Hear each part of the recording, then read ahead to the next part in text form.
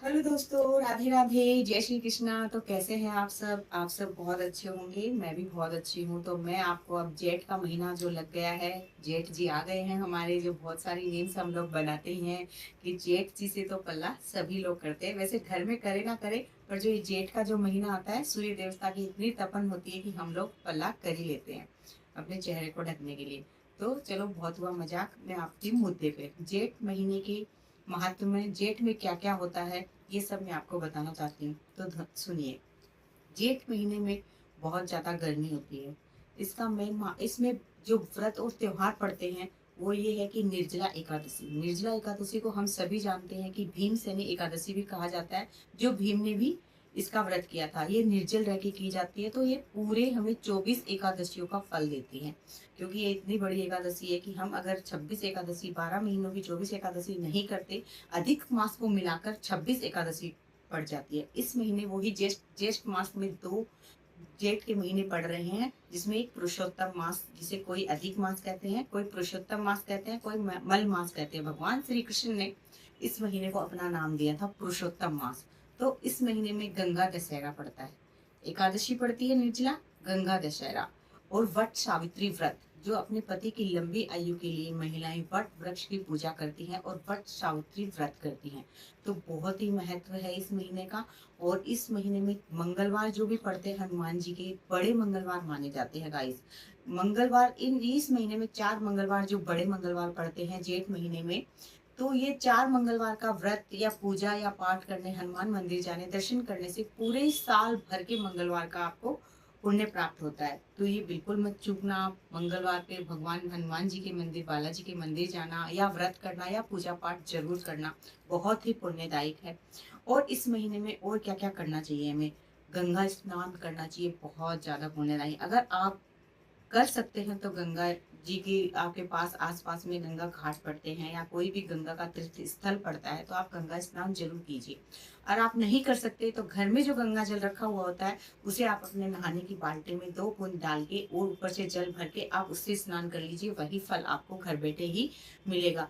और हमें काफी लोगों के पास गांव देहात में गंगा जल भी उपलब्ध नहीं होता है, तो घबराने की कोई बात नहीं है। आप गंगा गंगा गंगा करके भी स्नान कर लेंगे तो भी आपको वही पुण्य फल प्राप्त होगा। क्योंकि गंगा दशहरा के दिन ही माँ गंगा स्वर्ग से धरती पे आई थी। तो ये महीना बहुत ही पुण्यदायी है। इस महीने में दान पुण्य क्या क्या करना चाहिए? हमारे जो आसपास में पेड़ पौधे हैं, पेड़ पौधों में आप पानी जरूर पिलाएं। इनको भी गर्मी से बहुत बचाव होता है। जिसमें पेड़ पौधे लगाए हुए हैं, उनमें आप जल प्राप्त होता है। मैंने अपने घर में बेल वृक्ष और मंदार और तुलसी पौधे ही लगाए हैं, क्योंकि मेरे पास जगह इतनी अवेलेबल नहीं है। तो मैं इनमें ही पानी देती हूँ। अगर आप बाहर कहीं जाते हैं अपने घर से बाहर, तो 1 बोतल पानी की जरूर लेके जाएं। जो भी आपको छोटे पौधे दिखाई दें, उनमें आप पानी जरूर डालें, इससे आपको पुण्य होगा। और घर के बाहर पक्षियों के लिए पानी और दाने की व्यवस्था जरूर करें। में छोटी जगह है, मैं यहाँ नहीं कर सकती, लेकिन मैं अपनी छत पे मैंने पक्षियों के लिए किया है। आइए आपको दिखाती हूँ। तो ये देखो धूप में कितनी धूप है कड़कती हुई। जेठ के महीने में कितनी कड़कती हुई धूप है। तो ये पक्षियों की तरह से पात्र आप रख सकते हैं। मटकी, घड़ा कुछ भी तोड़ के उसमें आप रख सकते हैं। प्लास्टिक के भी आजकल बाउल, पक्षियों के लिए पानी रख सकते हैं। गेहूँ, चावल जो भी आपके पास है, आप पक्षियों के लिए छत के ऊपर इस टाइम में जरूर डालें। जिससे क्या है कि आपको पुण्य की प्राप्ति होगी। और इस महीने में हम पशु पक्षियों को भी बचा सकते हैं। अगर आपके घर के बाहर गाय, जो भी पालतू जानवर अगर आते हैं, तो इनके लिए कुछ थोड़ा बड़ा रख दें ताकि वो पानी पी सके। इस महीने में पानी दान करने का बहुत ही पुण्य फलदायी है। और इस महीने में आप ना, जैसे धूप है, तो बहुत सारे रोड पे बच्चे आपको ऐसे मिलेंगे नंगे पैर, जिनके पैरों में चप्पल नहीं होती।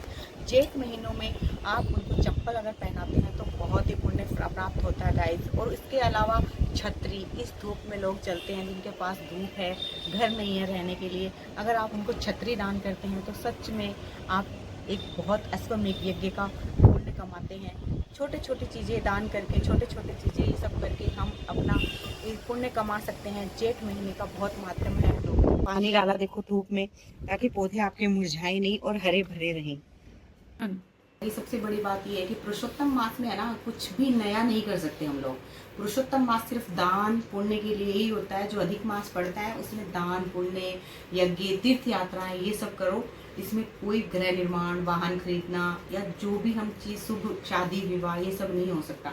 जेठ मास में वैसे विवाह सब कुछ हो सकता है, गृह प्रवेश भी हो सकता है, सारे शुभ काम हो सकते हैं। अधिक मास में नहीं हो सकते। फिर से आप सुन लेना, अधिक मास में नहीं हो सकते, जेठ महीने में हो सकते हैं। जेठ महीने में गृह निर्माण नहीं हो सकता। ये सब मैं कोई पंडित या कोई मैं ज्योतिष नहीं हूँ, लेकिन मैं पंडित फैमिली से हूँ, इसलिए मुझे थोड़ा सा नॉलेज है। इसलिए मैंने आपको बताया कि अगर आप गृह निर्माण करना चाहते हैं, घर बनाना चाहते हैं, तो इस महीने में बिल्कुल नहीं बनाइए। गृह प्रवेश करना चाहते हैं तो आप इसमें कर सकते हैं। ये इसकी बहुत बड़ी महत्वता है। तो गाइस, इस महीने में इतनी गर्मी होती है कि आप अपना बहुत ध्यान रखिए। छाछ पीजिए ज़्यादा से ज़्यादा। आपने गांव में अपने पहले देखा होगा, गर्मी से बचने के लिए बारिश में पानी इकट्ठा किया जाता था। इस टाइम में बड़े बड़े कुंड बनाए हुए होते थे। मैंने क्या ऐसा नहीं देखा, पर मैंने अपने दादाजी से सबसे सुना है कि बारिश का पानी इकट्ठा किया जाता था, क्योंकि इतनी गर्मी होती थी। छाछ, मठा, बेल रस और शरबत ये सब पिया जाता था। निर्जला एकादशी पे आज भी लोग इतना दान करते हैं। आपने भी अपने घर में दादी, नानी, बुआ को देखा होगा कि मटका, जल से भरा हुआ मटका, उसके ऊपर चीनी, फिर उस पर खरबूजे या आम, पंखा, ये सब दान होता है। तो ये सब आप भी करिए। जेठ महीने के बारे में मैंने आपको बताया कि मैं इतना जानती थी, तो मैंने सोचा आपको इस जेठ महीने में बारे में आपको भी बता दूं। और इस महीने में पड़ने वाली एकादशी का और वट सावित्री का आगे में ब्लॉग जरूर आएगा, तो आप मेरे चैनल पे बने रहिएगा। कैसी लगी आपको मेरी ये वीडियो, लाइक करिए, चैनल को सब्सक्राइब करिए और कमेंट करके मुझे ज़रूर बताइएगा। राधे राधे, जय श्री कृष्णा, हर हर महादेव।